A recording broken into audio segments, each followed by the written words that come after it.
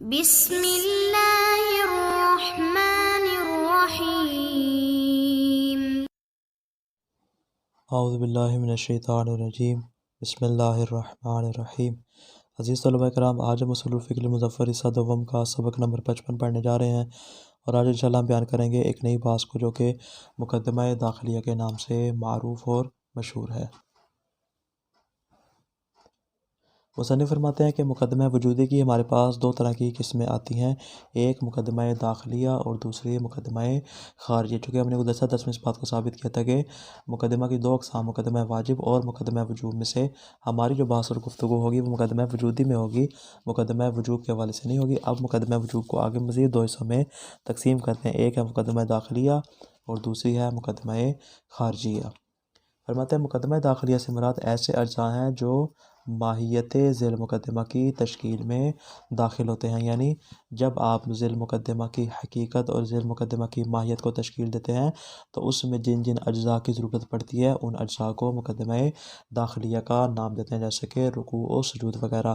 مثال کے طور پہ ہم کہتے ہیں کہ نماز پڑھی جائے گی، نماز ذیل مقدمہ، اس کے لیے وضو کیا جائے گا، دیگر اعمال کو انجام دیا جائے گا تاکہ آپ کیا کر سکیں، نماز کو حاصل کر سکیں۔ فرماتے ہیں نماز کیا ہے، نماز ذیل مقدمہ ہے۔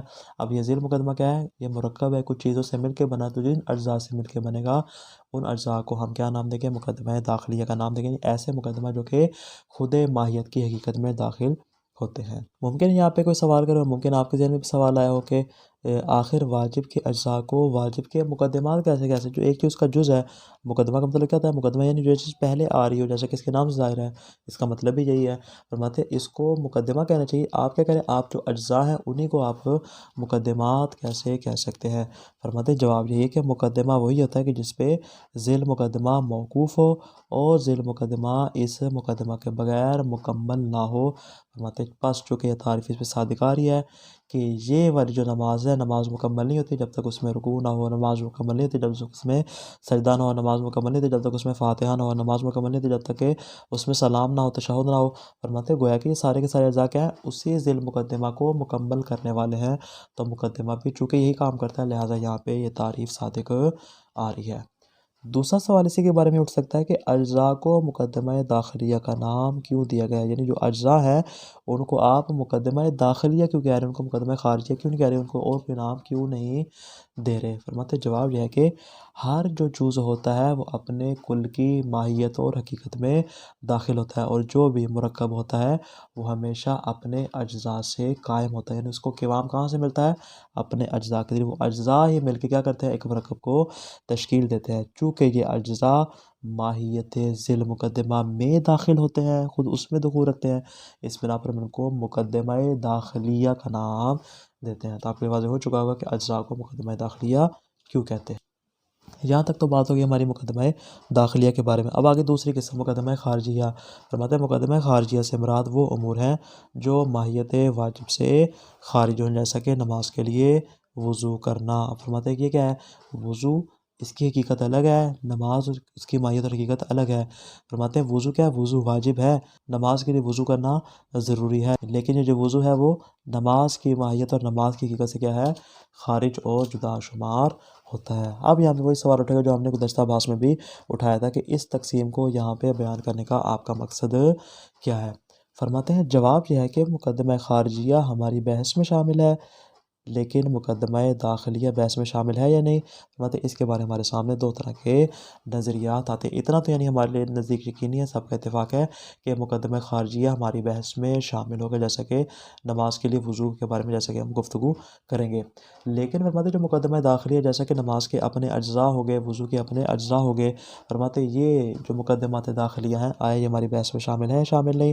فرماتے ہیں ہمارے پاس دو نظریے ہیں، ایک نظریہ کہ یہ داخل ہیں، لیکن ایک نظریہ یہ ہے کہ یہ داخل نہیں ہے، جیسا کہ صاحب کفایہ اور صاحب حاشیہ معالم الاصول کے نزدیک یہ مقدمہ داخلیہ ہماری بحث سے خارج ہے۔ وہ اس کے اوپر دو طرح کی دلیلیں پیش کرتے ہیں۔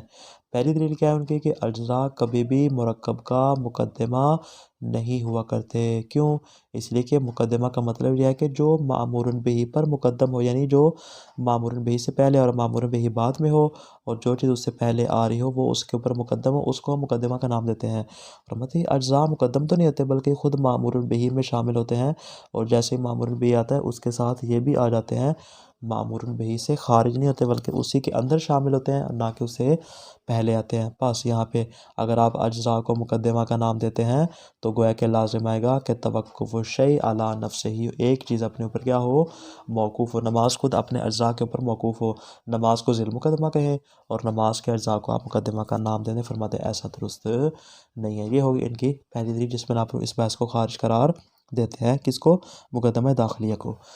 دوسرا کہتے ہیں بالفضل، ہم آپ کی بات کو تھوڑی دیر مان لیتے ہیں کہ اجزاء کو بھی مقدمہ مان لیا جائے، فرماتے پھر بھی ہم اس کو اپنی بحث میں شامل نہیں کر سکتے۔ کیوں؟ اس لیے کہ ان کو واجب گیری سے متصف نہیں کیا جا سکتا۔ وہ کیوں؟ ان کو واجب گیری کیوں نہیں کہہ سکتے؟ اس لیے کہ ایک طرف سے تو ہم ان کو واجب نفسی کے اعضاء شمار کرتے ہیں۔ ہم کہتے ہیں کہ نماز کیا واجب نفسی ہے، نماز بطور مستقل واجب ہے، اور وضو کیا ہے، وضو واجب گیری ہے۔ تو فرماتے ہیں ہم کہتے ہیں کہ نماز جو ہے وہ واجب نفسی ہے، اور اس کا رکوع جو ہے وہ کیا ہو جائے گا، واجب گیری۔ یعنی ہم کیا کہہ رہے ہیں، جو اس کا مقدمہ ہے، جو اس کا جز ہے، اس کو ہم ایک طرف سے واجب نفسی قرار دیں اور دوسری طرف سے ہم اس کو واجب گیری کا نام دیں۔ خود نماز جو ہے وہ واجب نفسی ہے، اس کا رکوع واجب گیری، اس کا سجدہ واجب گیری، حالانکہ جو واجب نفسی ہے اس کے اجزاء بھی کیا ہوں گے، واجب نفسی ہوں گے۔ فرماتے پاس ایک ہی وقت اس کو واجب نفسی کہنا اور اسی کو واجب غیری کہنے سے لازم آئے گا کہ ایک ہی چیز میں دو وجوب جمع ہو جائے، جو کہ محال شمار ہوتا ہے جمع الوجوبین فی شیء واحد محال۔ لہٰذا اس صورت میں ان کو واجب نفسی میں سے قرار دیتے ہوئے اس کو واجب غیری سے آپ متصف نہیں کر سکتے۔ کیوں؟ اس لیے کہ یہ والی صورت مستلزم محال ہے۔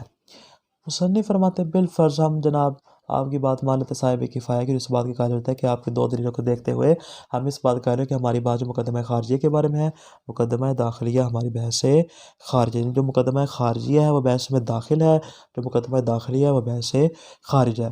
لیکن فرماتے ہیں کہ اگر آپ کی بات مان بھی لیں اور اس صورت میں مقدمہ واجب کی بات کا کوئی عملی ثمرہ بھی، جیسا کہ ہم نے ابتدا میں کہا تھا کہ اس کا کوئی عملی ثمرہ موجود نہیں ہے، علمی ثمرات اس کے ہیں لیکن عملی ثمرہ موجود نہیں۔ فرماتے بالفرض ہم مقدمہ واجب کی بات کا کوئی عملی ثمرہ قرار دیتے ہیں، پھر بھی یہ والی بات کہ آیا اس کو شامل کریں یا شامل نہ کریں، فرماتے اس بات کا کوئی بھی پریکٹیکلی اور حقیقت میں کوئی ثمرہ موجود نہیں ہے، پہلی بات۔ دوسری بات یہ کہ اگر فرماتے ہیں کہ ہم اس بحث کو مزید طویل کرتے ہیں اور اس بات کو ثابت کرنے میں لگ جاتے ہیں کہ آیا مقدمہ داخلیہ بحث میں شامل ہے شامل نہیں ہے، تو اس صورت میں فرماتے ہیں چونکہ یہ بحث دقت طلب ہے، اگر ہم اس کو تمام جزیات کے ساتھ بیان کریں تو بحث بہت زیادہ طویل ہو جائے گی۔ کیونکہ ہمارا مبنی اختصار کے اوپر ہے، لہٰذا ہم اسی بات پر اکتفا کرتے ہیں، اسے آگے مزید بڑھتے نہیں ہیں۔ الخامس المقدمۃ الداخلیہ، ہم نے کہا تھا کہ ہم تقریباً 9 طرح کے مسائل کو بیان کریں گے، ان میں سے 5واں مسئلہ ہے مقدمہ داخلیہ کے بارے میں۔ فرماتے ہیں تنقسم المقدمۃ الوجودیۃ الی قسمین داخلیۃ و خارجیہ، مقدمہ وجوبیہ کی دو قسمیں ہیں، مقدمہ داخلیہ اور مقدمہ خارجیہ۔ الاول المقدمۃ الداخلیہ، پہلی قسم مقدمہ داخلیہ، ہی یا جزء الواجب المرکب کالصلاۃ، فرماتے ہیں کہ اس سے مراد ایسا جز جو کہ مرکب واجب مرکب کا جز شمار ہوتا ہے، جیسا کہ نماز ہے، نماز کے جتنے بھی اجزاء ہیں فرماتے ہیں سارے کے سارے کیا ہوں گے، نماز کے لیے مقدمہ داخلیہ ہوں گے۔ فرماتے ہیں انما اعتبر الجزء مقدمۃ، وہی سوال مقدر کا جواب کہ آپ نے جو جز ہے اس کو مقدمہ کا نام کیوں دیا، فرماتے ہیں کہ جز کو مقدمہ کا نام اس لیے دیا فباعتبار ان المرکب متوقف فی وجودہ علی اجزاء، اس لیے کہ جو مرکب ہوتا ہے وہ اپنے وجود میں اپنے اجزاء کے اوپر موقوف ہوتا ہے۔ فکل جزء فی نفسہ ہوا مقدمۃ لوجود المرکب، بس ہر جو واجب نفسی کا جو ہر ایک جز ہے، جو مرکب کا جز ہے، وہ حقیقت میں کیا ہے، مرکب کے وجود کے لیے مقدمہ شمار ہوگا۔ کیوں؟ اس لیے کہ ذیل مقدمہ کبھی مقدمہ کے بغیر مکمل نہیں ہوتا اور مرکب کبھی بھی اپنے اجزاء کے بغیر مقدم نہیں ہوتا، اسی بنا پر ہم اس کو شمار کرتے ہیں کہ تقدم الواحد علی الاثنین، جیسا کہ ہم ایک کو دو پر مقدم کرتے ہیں۔ ہم کہتے ہیں کہ عشرہ کی مثال کے طور پر بات کرتے ہیں، عشرہ میں کہتے ہیں جب تک 10 اس میں عدد موجود نہیں ہوں گے تب تک اس کو عشرہ کا نام نہیں دے سکتے، تو کہ یہ ایک ہے، ایک اس کا مقدمہ بن جائے گا، دو کے لیے دو، تین کے لیے مقدمہ بن جائے گا، الی آخر۔ فرماتے ہیں سارے کے سارے ایک دوسرے کے لیے مقدمہ قرار پا جائیں گے۔ آگے فرماتے ہیں وَإِنَّمَا سُمِّيَتْ دَاخِلَةً فَلِأَجْلِ أَنَّ الْجُزْءَ دَاخِلٌ فِي قِوَامِ الْمُرَكَّب، فرماتے ہیں کہ ہم نے مقدمہ داخلیہ کو داخلیہ کا نام اس لیے دیا ہے کہ جو جز ہوتا ہے وہ مرکب کے قوام میں داخل ہوتا ہے اور اس کی وجہ سے مرکب کو قوام ملتا ہے۔ یہ دوسرے سوال مقدر کا جواب۔ وَلَيْسَ لِلْمُرَكَّبِ وُجُودٌ مُسْتَقِلٌ غَيْرُ نَفْسِ وُجُودِ الْأَجْزَاءِ، اور جو مرکب ہوتا ہے چونکہ اجزاء کے وجود کے علاوہ اس کا کوئی اپنا مستقل وجود نہیں ہوتا، بلکہ یہ اجزاء مل کر ہی مرکب تشکیل دیتے ہیں۔ اس بنا پر ہم نے اس کو مقدمہ داخلیہ کا نام دیا کہ جتنے بھی اجزاء ہیں وہ خود مرکب میں داخل ہوتے ہیں، اس لیے ہم اس کو مقدمہ داخلیہ کہتے ہیں۔ یہ ہوگی مقدمہ داخلیہ کی بات۔ الثانی المقدمۃ الخارجیہ، دوسری بات ہے مقدمہ خارجیہ کے بارے میں، وہ کیا ہوتا ہے؟ وَهِيَ كُلُّ مَا يَتَوَقَّفُ عَلَيْهِ الْوَاجِبُ، مطلب ہر وہ چیز کہ جس کے اوپر واجب کا وجوب موقوف ہو، وَلَهُ وُجُودٌ مُسْتَقِلٌ خارج عن وجود الواجب، فرماتے ہیں اس سے مراد ایسا وجود ہے جو کہ مستقل بھی ہو اور واجب کے وجود سے خارج، جیسا کہ وضو ہوتا ہے نماز کے لیے کہ وضو کی اپنی مستقل حیثیت، اس کا اپنا مستقل وجود ہے، البتہ نماز جو اس وضو کے اوپر موقوف ہے، لیکن یہ اس نماز کے وجود کے اور اس کی حقیقت سے اور اس کی ماہیت سے کیا ہے؟ خارج ہے۔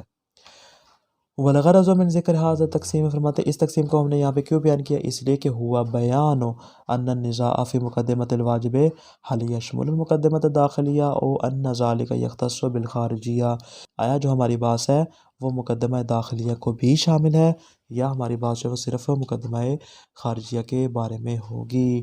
مصنف فرماتے لقد انکر جماعت شمول النزاع للداخلیہ، فرماتے ایک جماعت جو ہے اس بات کے منکر ہے کہ ہماری بات میں مقدمہ داخلیہ شامل نہیں ہے۔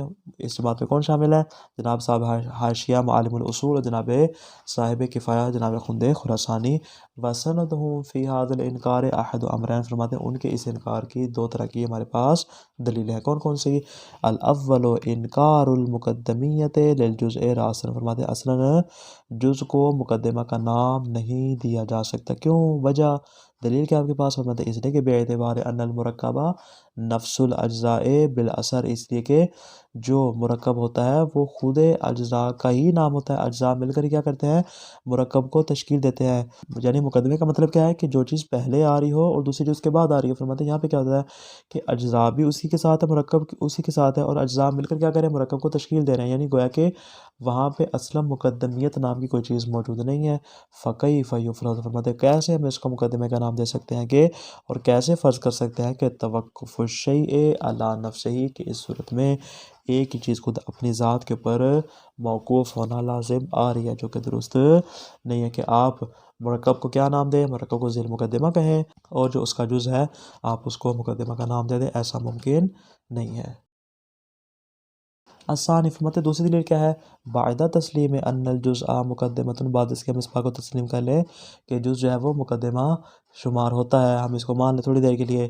فرماتے پھر بھی ولیکن یستحیل اتصافہ بالوجوب الغیری، فرماتے پھر بھی ہم اس کو واجب غیری میں شامل کر کے اپنی بات میں شامل نہیں کر سکتے، مادام انہ واجب وجوب نفسی، جب تک کہ اس کے اوپر اس جز کے اوپر واجب نفسی کا نام اور عنوان صادق آ رہا ہے۔ واجب نفسی کے ہوتے ہوئے ہم اس کو واجب غیری سے متصف نہیں کر سکتے۔ کیوں؟ اس لیے کہ جو خود مرکب واجب نفسی ہے، تو جب مرکب واجب نفسی ہے تو اس کے جو اجزاء ہیں وہ بھی واجب نفسی ہوں گے۔ فرماتے ہیں واجب نفسی کے ہوتے ہوئے ہم اس کو واجب غیری نہیں کہہ سکتے۔ کیوں؟